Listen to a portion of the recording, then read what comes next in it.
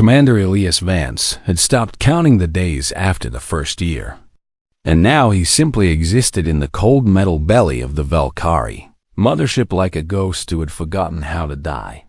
The insectoid aliens had taken him during the fall of Kepler Station, when their warships had descended like a swarm of locusts upon the human colony and turned everything he knew into fire and screaming and chaos. He remembered the moment of his capture with perfect clarity. The way the Valkyrie soldiers had dragged him from the wreckage of his command center, their clicking mandibles making sounds that his translator implant rendered as harsh commands. "This one lives," they had said. "Take it with the others." And so Elias had become cargo, a piece of human livestock transported across the stars to serve purposes he did not understand. The Valkyrie were unlike anything humanity had encountered in their expansion across the galaxy. Standing nearly 8 feet tall with bodies covered in dark chitinous armor that gleamed like polished obsidian, their heads were crowned with compound eyes that saw in spectrums humans could only imagine, and their forearms ended in claws capable of tearing through steel plating. But it was their silence that disturbed Elias the most. The way they communicated through clicks and subsonic vibrations that made his bones ache and his teeth hurt in the prisoner holds. The humans had learned quickly that their captors despised the sound of human voices. The first man who had spoken loudly, a young engineer named Marcus, had been beaten with electric prods until he could no longer stand. The Valkyrie guards had made their message clear through actions rather than words, and soon the prisoners developed hand signals and written notes to communicate. Elias had watched his fellow humans adapt to this enforced silence, their throats growing unused to speech, their spirits slowly breaking under the weight of voicelessness. He had seen strong men weep without sound and brave women stare at walls with empty eyes. The silence was killing them more surely than any weapon could. 80 months had passed in this manner, and Elias had learned much about their captors through careful observation. He had studied their clicking language until he could understand most of what they said, had mapped the patrol routes of the guards, had noted which Valkyries seemed sympathetic and which were cruel. He had also noticed something strange, something that none of the other prisoners seemed to have observed when a human did speak. Even in a whisper, the nearby Valkyrie would freeze for just a moment, their compound eyes dilating in a way that suggested not anger, but something else entirely. It was almost like they were listening, really listening, in a way that went beyond simple hearing. Elias filed this observation away and waited for an opportunity to test his theory. That opportunity came on, what he would later think of as the day everything changed. The guards had come for him in the early hours, dragging him from his cell without explanation and marching him through corridors he had never seen before. The walls here were decorated with strange symbols, and the air smelled different, older somehow, heavy with incense and the musk of alien bodies. They brought him to a chamber so vast that he could barely see the far walls, filled with thousands of Valkyrie who clicked and hummed in anticipation. At the center of the room stood a raised platform, and upon that platform sat a throne carved from black stone. The creature upon the throne was the largest Valkyrie Elias had ever seen, her body nearly twice the size of the soldiers who guarded her, her carapace marked with patterns of gold and silver that spoke of age and power beyond imagining. This was the Empress, he realized with a cold shock of understanding, the ruler of the entire Valkyrie Empire. A smaller Valkyrie stepped forward and began clicking in formal tones that the translator rendered as accusations.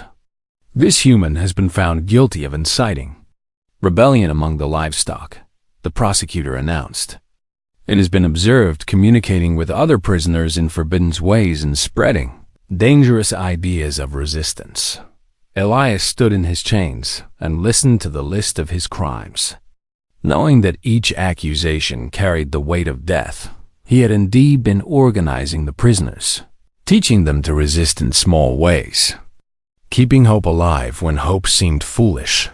The sentence for these crimes is death by dissolution, the prosecutor concluded. The prisoner will be fed to the recycling pools and its components returned to useful service. A murmur of approval rippled through the assembled crowd. Thousands of clicking voices expressing satisfaction at the justice being served. Elias looked up at the Empress on her throne and saw that she had not moved throughout the entire proceeding. Her compound eyes fixed on some distant point. Her massive body as still as the stone beneath her. She looked bored, he thought, like someone who had witnessed too many executions to find them interesting anymore. And in that moment, something broke inside Elias. Some final thread of patience or caution or will to survive. He was going to die anyway, he realized. Dissolved in alien acid and forgotten by the universe, but he would not die in silence. He would not give them the satisfaction of his voicelessness. He opened his mouth and spoke in a clear, strong voice that carried across the vast chamber like a bell ringing in the darkness. I am Commander Elias Vance of the United Earth Navy, and I do not recognize this court. The effect was immediate and terrifying. Every Valkyrie in the chamber froze as if struck by lightning, their clicking voices cutting off in mid-sound, their bodies going rigid with something that looked like shock. The guards beside Elias stumbled backward, their weapons clattering against the floor, and the Empress, ancient and immovable upon her throne, did something that no living Valkyrie had ever witnessed. She rose, her massive body unfolded from the throne with a grace that belied her size. And her compound eyes, all 6 of them, focused entirely on the small human standing in chains before her. The silence that followed was absolute. A void of sound that pressed against Elias from all directions. Then the Empress spoke, her voice rendered by the translator as a low, resonant command. All of you, leave this place at once. The courtiers did not hesitate, streaming toward the exits in a flood of chitinous bodies and clicking panic. Within moments, the vast chamber was empty, except for Elias, the Empress, and a handful of guards who seemed too terrified to move. The Empress descended from her platform, her footsteps echoing in the emptiness, and stopped directly in front of Elias. She was so close that he could smell her, a scent like ancient forests and burning copper. Speak again, she commanded.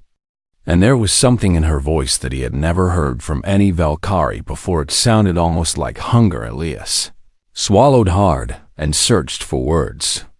Any words to fill the silence that pressed against him.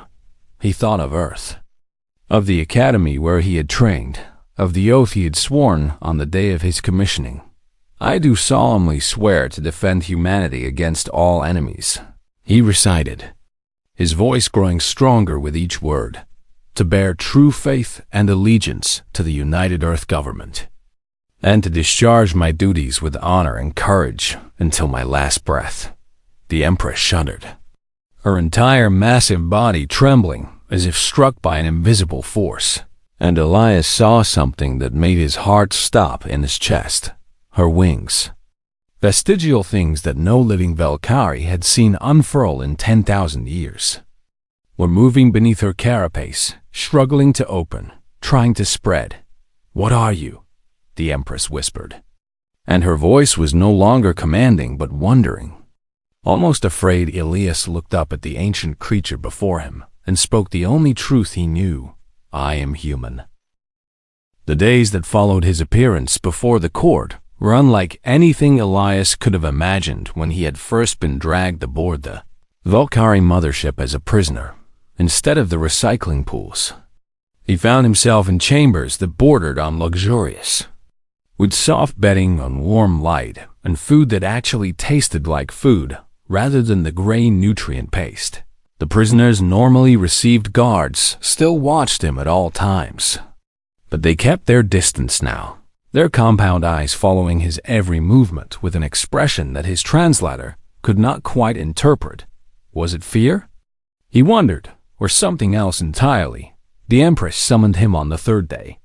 and he was escorted through winding corridors to a private chamber. Deep within the heart of the ship, she was waiting for him there, her massive form reclining on a structure that served as both throne and bed, her golden markings gleaming in the soft light. "Sit," she commanded. Gesturing to a cushion that had been placed before her, Elias sat, crossing his legs beneath him and looking up at the creature who held his life in her clawed hands. "My scientists have been studying your species since we first encountered your colonies," the Empress began, her translator rendering her clicks and vibrations into flat mechanical speech. "We knew that humans were unusual among the species we have conquered, but we did not understand the nature of that difference until you spoke in my court." She leaned forward, her compound eyes focusing on him with an intensity that made his skin prickle. "Tell me what you know of your own voice, human. Tell me why it affects my people as it does." Elias considered the question carefully before answering. "I do not know, Empress. Among my kind, the voice is simply how we communicate. We speak to share ideas, to express emotions, to connect with one another. I had no idea that it would affect your people in any special way until I saw their reaction in the court."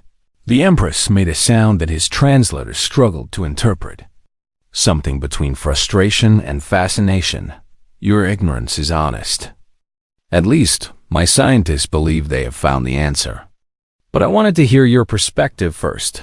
She rose from her reclining position and began to pace, her massive body moving with surprising grace through the chamber.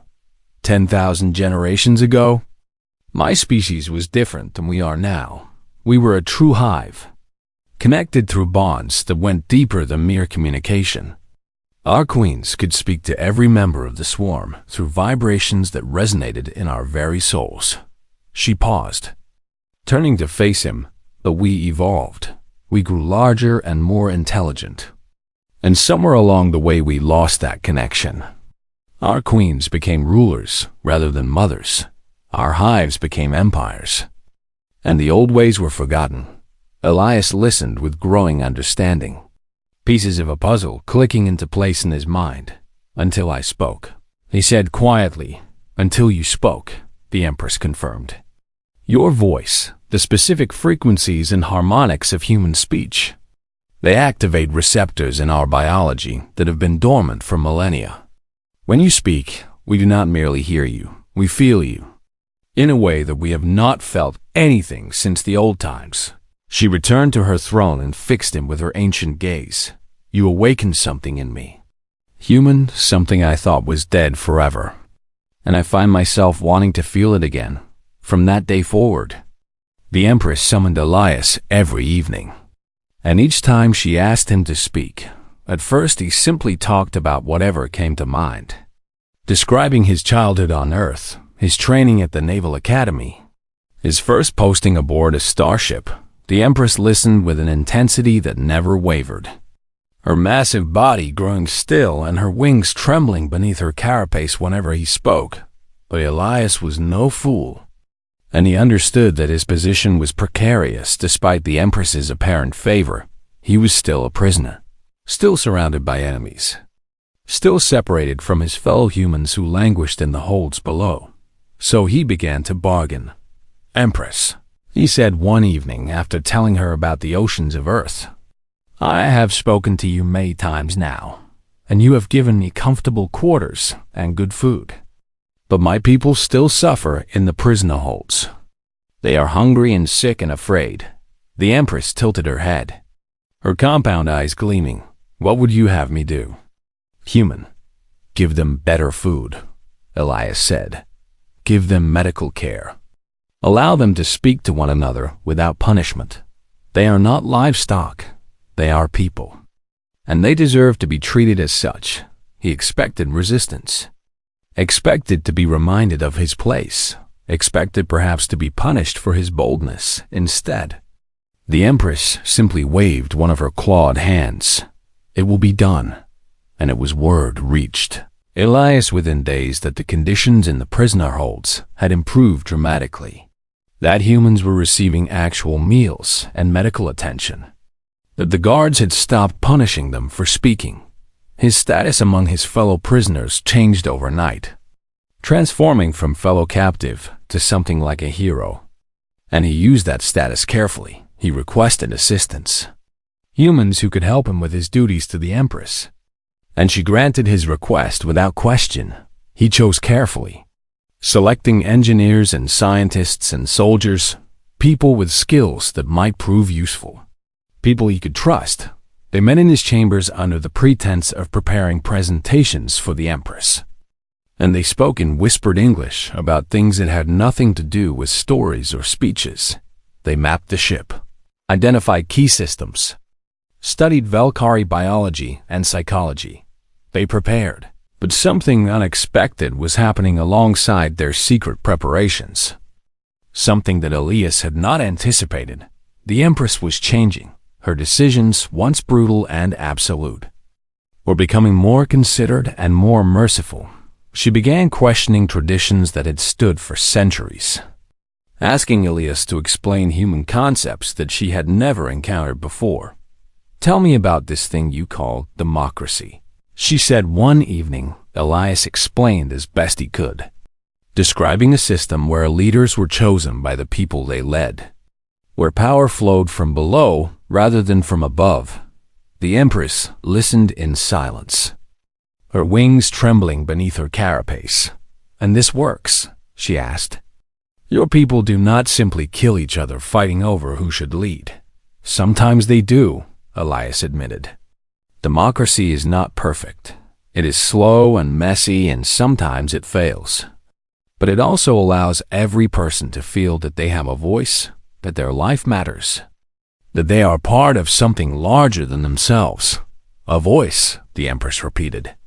And there was something in her tone that made Elias think she understood more than he had intended to convey. The changes continued over the following weeks. Small at first, but growing bolder over time, the Empress began releasing prisoners. Not humans yet, but members of other conquered species who had served out their sentences. She ordered improvements to the conditions on the labor worlds, reduced the quotas that drove workers to exhaustion and death. She even began meeting with advisors from species that had been subjects of the Empire for generations, listening to their grievances with something that looked almost like genuine interest. And the court began to notice High Lord Kethrix was the first to voice his concerns publicly, standing before the assembled courtiers and clicking his accusations in formal tones. "The Empress has been bewitched by alien sorcery," he declared. "This human has poisoned her mind with foreign ideas and weakened her judgment. If we do not act, the Empire will fall." The Empress dismissed his concerns with a wave of her hand, but Elias could see the anger in Kethrix's compound eyes as he retreated from the court. The High Lord was not finished. Elias knew he was only beginning that night. The Empress asked Elias a question that she had never asked before. "Your people," she said. "They are so fragile, so brief. A human life is nothing compared to a Valkyrie life. Yet you burn so brightly, you fight so fiercely, you hope so desperately. Why?" Elias thought carefully before answering. "Because we know we are brief," he said finally. "Every moment matters when you can count them. We love harder because we know love will end. We fight harder because we know we only get one chance. We hope harder because hope is all we have against the darkness." The Empress was silent for a long moment. "I have lived for 300 years, she said at last. "I have ruled this empire for 200 of those years. And in all that time I have never felt as alive as I have in these past weeks. Listening to you speak." She turned her ancient gaze upon him. "I think perhaps your kind has something to teach mine, if we are wise enough to learn." Elias met her eyes and allowed himself, for the first time, to feel something like hope. The conspiracy against the Empress grew in the shadows like a cancer spreading through healthy flesh, and Elias watched it happen with a mixture of dread and calculated patience. High Lord Kethrix was clever, moving carefully through the corridors of power, gathering allies among those who feared change and resented the humans' influence over their ancient ruler. He held secret meetings in chambers, shielded from the Empress's surveillance, and he promised his followers a return to the old ways, to the glory of conquest and the purity of Valkyrie supremacy. Elias learned of these meetings through the network he had built among the human prisoners, engineers and technicians who had been assigned to work throughout the ship and who kept their ears open and their mouths shut. They're planning something big, Sarah Chun reported during one of their secret gatherings, her voice barely above a whisper even in the privacy of Elias's chambers. The guards in Section 7 have been talking about a purification, whatever that means. Marcus Webb, the young engineer who had been beaten for speaking in the early days, had become one of Elias's most trusted lieutenants. I've been monitoring the communication systems, he said. There's a lot of encrypted traffic between Kethrix's supporters, more than usual, and they've been stockpiling weapons in the lower armories. Elias nodded, his mind racing through possibilities and contingencies. How much time do we have? Hard to say, Marcus admitted. Could be days, could be weeks. They're being careful. The question was what to do with this information. Elias could warn the Empress, could tell her about the conspiracy forming among her own people, but that would reveal his network and might not even be believed.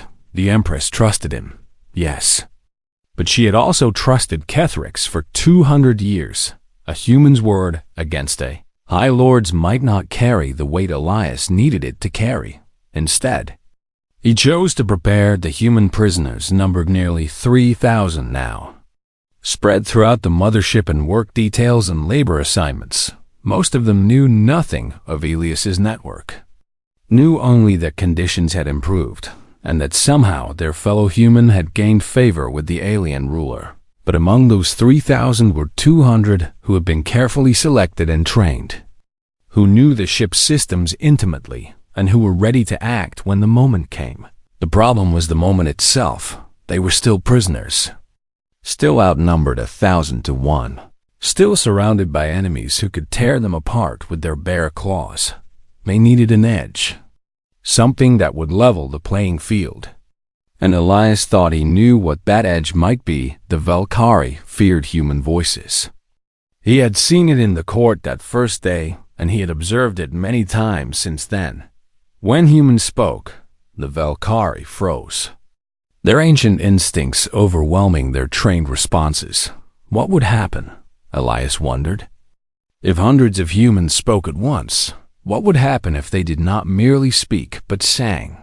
He began testing his theory in small ways, having his people hum or speak in groups when Valkyrie guards were nearby and observing the results. The effects were remarkable.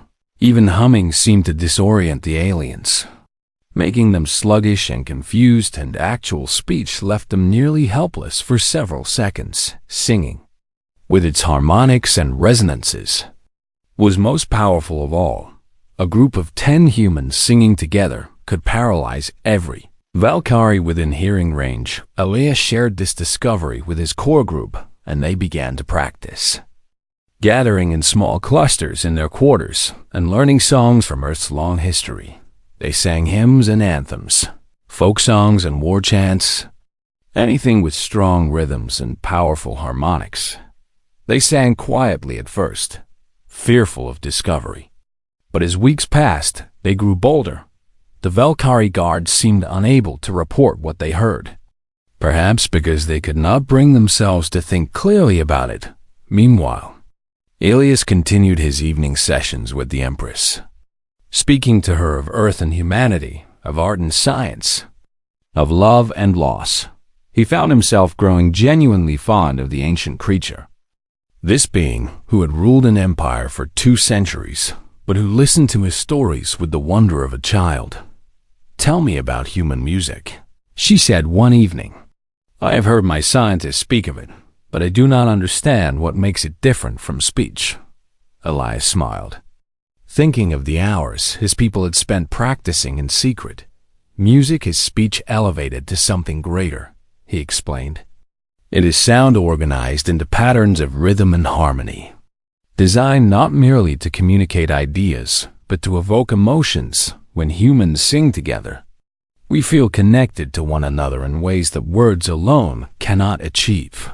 The Empress's wings trembled beneath her carapace. "Show me." Elias hesitated, knowing the risk he was taking. It might be overwhelming for you. "Empress, if my speaking voice affects you so strongly, my singing voice might be even more powerful." "I am not afraid of power," the Empress replied. "Show me." And so Elias sang for her. He chose an old Earth song, a lullaby his mother had sung to him as a child. Simple and gentle and full of love, his voice was not particularly beautiful, roughened by months of disuse and years of shouting commands in naval battles. But he poured his heart into the melody. The Empress went rigid the moment he began, her entire massive body locking in place as if frozen in ice. Her compound eyes dilated until they were nearly black. And her wings, those vestigial things that had not spread in 10,000 years, began to unfold from beneath her carapace. Elias watched in wonder as the ancient Valkyrie transformed before him. The wings that emerged were not the functional flight appendages of her ancestors, but they were beautiful nonetheless. Gossamer thin and shot through with veins of gold and silver, they spread behind her like the petals of some enormous flower, trembling with each note he sang. When the song ended, the Empress did not move for a long moment. Then she spoke, and her voice was thick with an emotion his translator struggled to identify. "I understand now," she whispered. "I understand why my people fear your kind. You do not merely speak or sing. You reach inside us and touch something we thought was gone forever."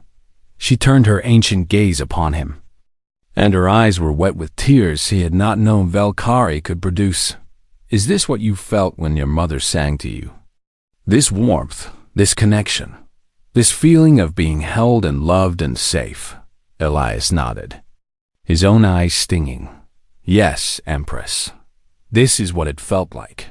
The Empress folded her wings slowly back beneath her carapace, and when she spoke again, her voice was steady.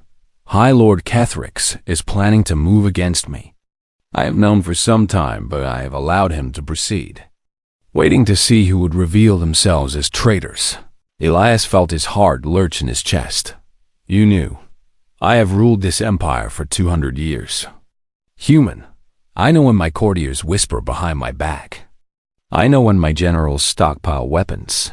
I know when my people fear change more than they respect their Empress." She leaned forward, her compound eyes gleaming. "What I do not know is what you have been planning with your fellow humans.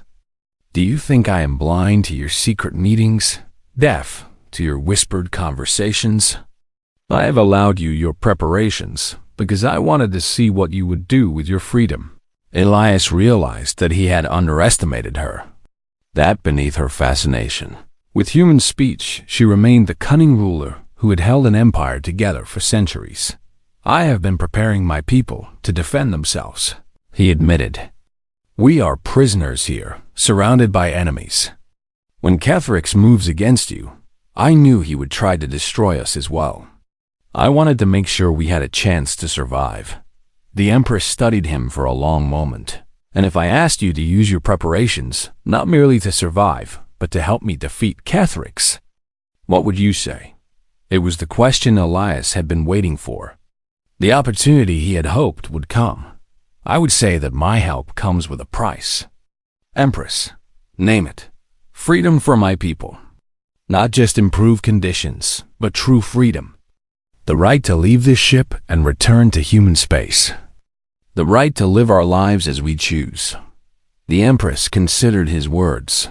"And if I agree to this price, you will stand with me against my enemies." Elias met her ancient gaze with steady eyes. "We will do more than stand with you. Empress, we will sing for you." A sound emerged from the Empress that his translator identified as laughter. The first time he had ever heard a Valkyrie laugh. "Then we have an alliance. Human, Let Kethrix come. Let him bring his armies and his weapons and his righteous fury. We will give him something he has never faced before." She rose from her throne, her wings shifting beneath her carapace. "We will give him music."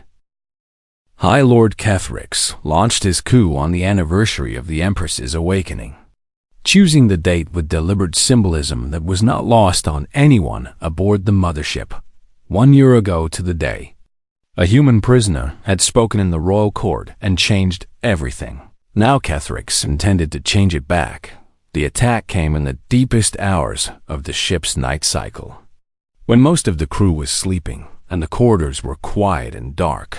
Elite soldiers loyal to Kethrix moved through the mothership like ghosts, seizing control of critical systems and eliminating loyalist commanders before they could sound the alarm.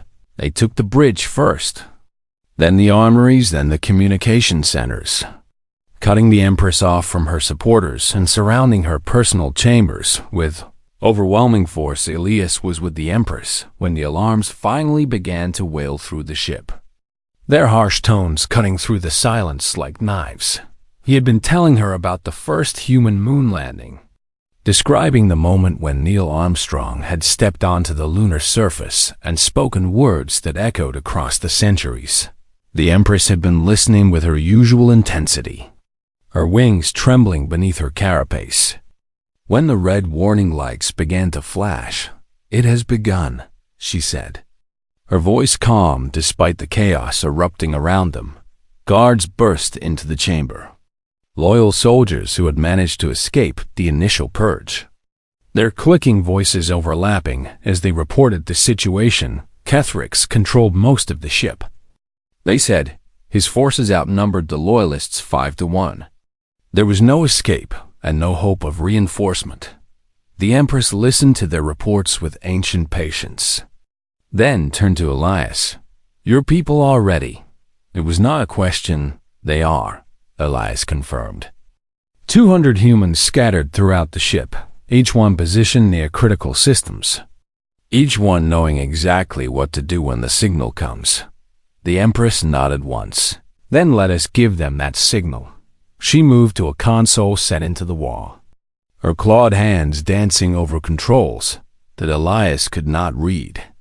And suddenly, the ship's internal communication system came alive with her voice. "People of the Volcari," she announced, her words echoing through every corridor and chamber. "High Lord Kethrix has betrayed his oath and moved against his Empress.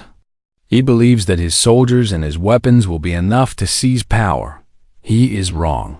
She turned to face Elias, her compound eyes gleaming with something that might have been anticipation. "Sing for me, human. Sing for all of us." Elias took a deep breath and stepped up to the communication console. His voice, when he released it, was not the gentle lullaby he had sung before, but something older and fiercer. A battle hymn from humanity's violent past. From the halls of Montezuma to the shores of Tripoli, he sang, his voice growing stronger with each word. "We will fight our country's battles on the land and on the sea, throughout the mothership." 200 humans heard their commander's voice and joined him. They sang from engineering bays and maintenance tunnels, from prisoner quarters and workstations, from every corner of the vast vessel where they had positioned themselves. Their voices merged through the communication system into a wave of sound that rolled through the corridors like thunder. The effect on the Valkyrie was immediate and devastating. Kethrix's soldiers, elite warriors trained in countless battles, faltered and stumbled as the human singing reached their ears. Their compound eyes dilated. Their movements became sluggish and uncoordinated. Their weapons fell from suddenly nerveless claws. Some of them simply stopped moving entirely, frozen in place by instincts that overrode their conscious minds. The loyalist guards watching the Empress's chamber stared in wonder at their enemies. Enemies who moments ago had been poised to breach the doors and now stood swaying like trees in a strong wind. Now, the Empress commanded, and her loyal soldiers surged forward. The battle that followed was less a fight than a harvest. Loyal Velkari cutting down enemies who could barely defend themselves, while human voices continued to pour through every speaker on the ship. Elias led a group of humans through the corridors toward the bridge, singing as they went, their voices clearing a path. Through enemy soldiers who could not bring themselves to resist, they encountered pockets of Kethric's ass forces who had managed to seal themselves in shielded chambers where the singing could not reach them. But these holdouts were few and easily contained. The singing continued for hours, different songs rising and falling as human voices grew tired and were replaced by fresh singers.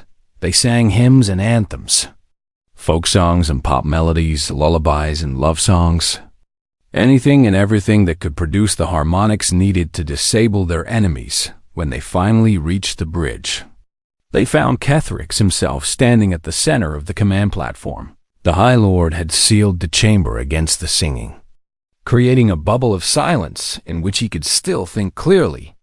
And he faced the approaching humans with defiance in his compound eyes. "You think you have won," he clicked, his translator rendering his words in harsh tones. "You think that your alien sorcery has defeated us. But I am not one of those weak-minded fools who freeze at the sound of human voices. I have trained myself to resist your poison." Elias stepped forward, studying the massive Velkari commander. "You have trained yourself," he repeated.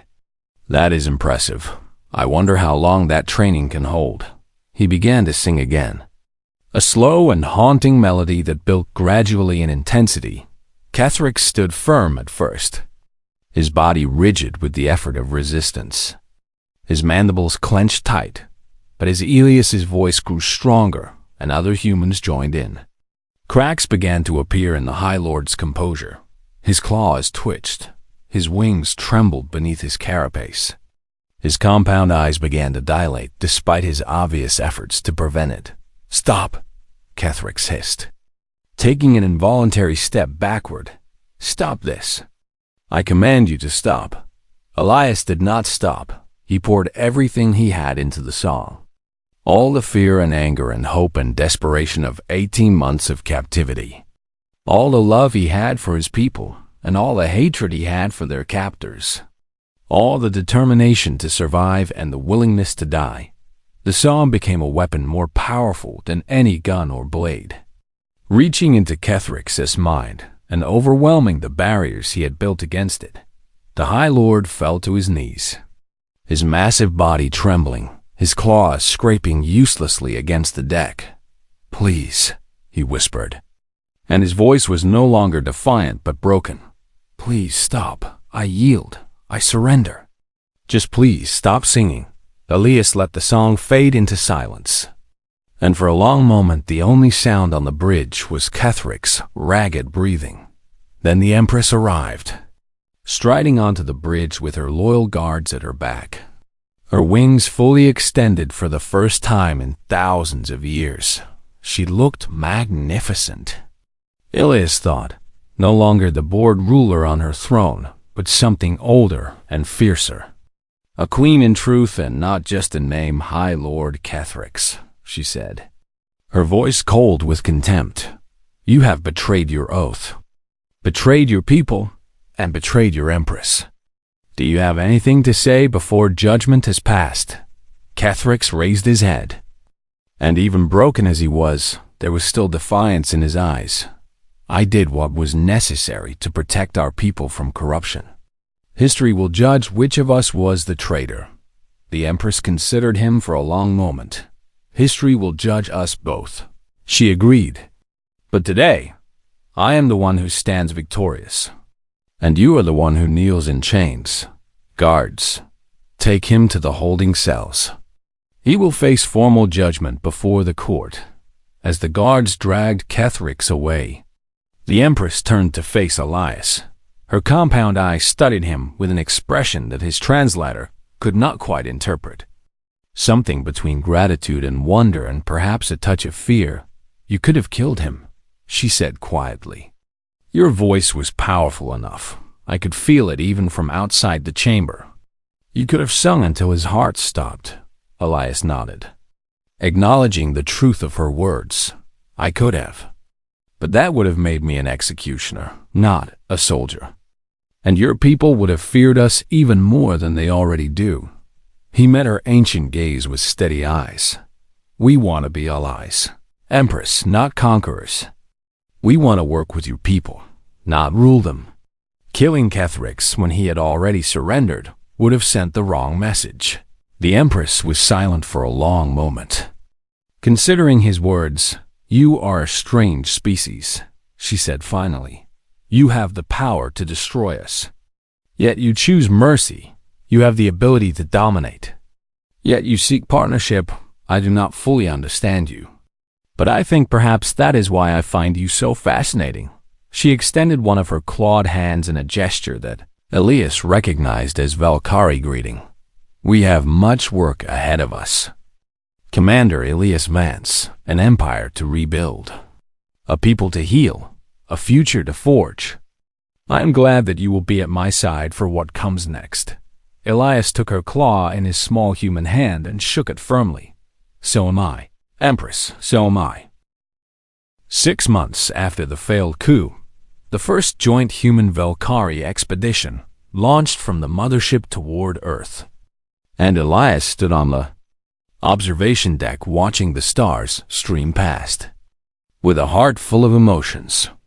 He could not quite name, so much had changed since that day in the royal court when he had spoken against all wisdom and awakened something ancient in the Empress.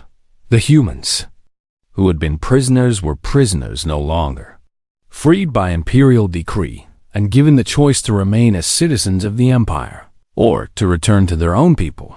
Most had chosen to stay, at least for now, curious about the new world that was being built and wanting to be part of something that had never existed before. The Empress had done more than simply free the human captives. She had announced a complete restructuring of the empire, ending the practice of taking slaves from conquered species and offering citizenship to any who wished to remain under her rule.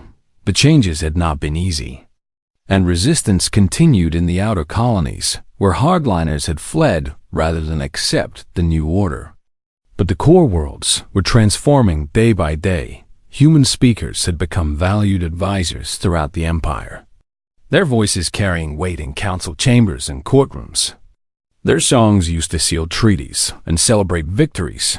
Young Valkyrie sought them out not from compulsion, but from genuine curiosity, wanting to understand the strange creatures who could reach inside them and touch something they had thought was gone forever.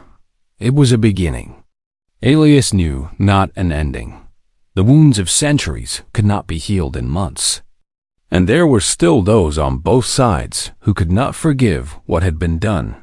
Human colonies remembered the terror of the Valkyrie invasion, the friends and families lost, the homes destroyed. Valkyrie traditionalists remembered the glory of conquest and resented the changes that had stripped their civilization of its proud warrior heritage. But there were also those who looked forward instead of back, who saw in this unprecedented alliance the possibility of something greater than either species could achieve alone. Elias counted himself among them. Though he knew the road ahead would be long and difficult, the door to the observation deck opened, and the Empress entered, her massive form moving with the grace that Elias had come to associate with her. She joined him at the viewing window, her compound eyes reflecting the distant stars. "You are thinking about what comes next," she said, her translator rendering her clicks and vibrations into the flat mechanical speech that Elias had grown so accustomed to. "I am," he admitted. "In a few days we will reach Earth, and I will have to explain all of this to my people. I am not sure they will understand." "They will not," the Empress agreed calmly. "They will see me and my escort, and they will see only the enemy that destroyed their colonies and killed their loved ones. They will see you standing beside me, and they will wonder if you have been corrupted or broken or brainwashed." She turned to face him, her wings shifting beneath her carapace. "But you will speak to them. and they will listen, and eventually, they will understand. That is what your kind does. You speak and you connect, and you change each other through the power of words alone. Elias smiled despite his worries. You have a great deal of faith in my abilities. Empress, I have a great deal of evidence, she corrected him. I watched you speak to my court and survive. I watched you speak to me and awaken feelings I thought were dead forever. I watched you speak to your fellow prisoners and build an army that defeated my High Lord without shedding a single drop of blood. Her compound eyes gleamed with something that might have been affection. If anyone can convince your people to accept this alliance, it is you. And if you fail, then perhaps the alliance was never meant to be. They stood in silence for a while, watching the stars flow past like a river of light. Finally, Elias spoke again, giving voice to a question that had been bothering him for weeks. Why did you really ally with us? Empress, I know you say it is because our voices awakened something in your people, but you could have simply kept us as favored pets, using our voices when you wanted them and locking us away when you did not. Instead, you freed us. You changed your entire empire. You are traveling to our homeworld as a supplicant rather than a conqueror. Why? The Empress was quiet for a long moment before answering. When I first heard your voice in my court, I felt something I had not felt in 300 years of life. I felt connection, belonging, the sense that I was part of something larger than myself. And I realized that my people had lost something precious when they evolved beyond their hive nature. She spread her wings slightly, the gossamer membranes catching the starlight. We became individuals. Yes, but in becoming individuals, we also became alone. Each of us isolated inside our own minds, unable to truly reach each other. We built an empire to fill that emptiness, conquered worlds and species and resources, but none of it helped. We were still alone. She turned to look at him, and then you spoke. And for one moment, I was not alone anymore. Your voice reached inside me and touched something that nothing else could touch. And I knew that I would do whatever was necessary to feel that connection again. Elias considered her words carefully. So you changed your entire civilization for a feeling.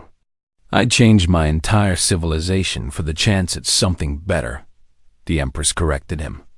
Your species has something we lack, the ability to connect with each other through sound and song, the ability to share emotions and build bonds that transcend individual isolation. If we can learn from you, if we can find our own way back to connection, then perhaps we can become something more than we are. She folded her wings back beneath her carapace. And if we cannot learn, if we are too far gone to change, then at least we will have tried. At least we will have reached for something greater than conquest and domination. That is more than my ancestors ever did. The ship continued its journey through the void, carrying its unlikely passengers toward an uncertain future. In 3 days they would reach Earth, would face the questions and doubts and anger of a humanity that had been invaded and enslaved and devastated by the very empire now seeking peace. Elias did not know if he could convince his people to accept the alliance, did not know if the wounds were too deep to heal, did not know if the future he hoped for was even possible, but he knew that he had to try, he had to speak. Had to reach out with his voice across the gulf of fear and hatred that separated 2 species. Had to believe that connection was stronger than isolation and hope was stronger than despair. That was what humans did. After all, they spoke, they connected, they reached for something better, and sometimes, against all odds, they actually achieved it as the stars streamed past the observation window. Elias began to hum a song he remembered from his childhood. A simple melody about hope and tomorrow and the dawn that always came after the darkest night. The Empress listened in silence, her wings trembling beneath her carapace, her ancient eyes fixed on the small human who had changed everything. She did not understand the words of his song, but she understood the emotion behind them, the reaching out, the connection. The refusal to surrender to despair, and for the first time in 300 years of life, the Empress Velthara found herself believing that tomorrow might be better than today. The ship flew on toward Earth, carrying the hope of two species in its metal heart. And the stars shone down like promises waiting to be kept in the vastness of space. A human voice continued to sing, and an alien empress continued to listen. And somewhere in the distance, a new future was being born. This was the gift that humanity offered the universe. Not weapons or technology or conquest, but something far more precious. The power of a voice, the magic of connection, the endless, stubborn, beautiful hope that tomorrow could always be better than today. And as Elias sang and the Empress listened, both of them knew that whatever came next, whatever challenges and setbacks and tragedies awaited them, they would face them together.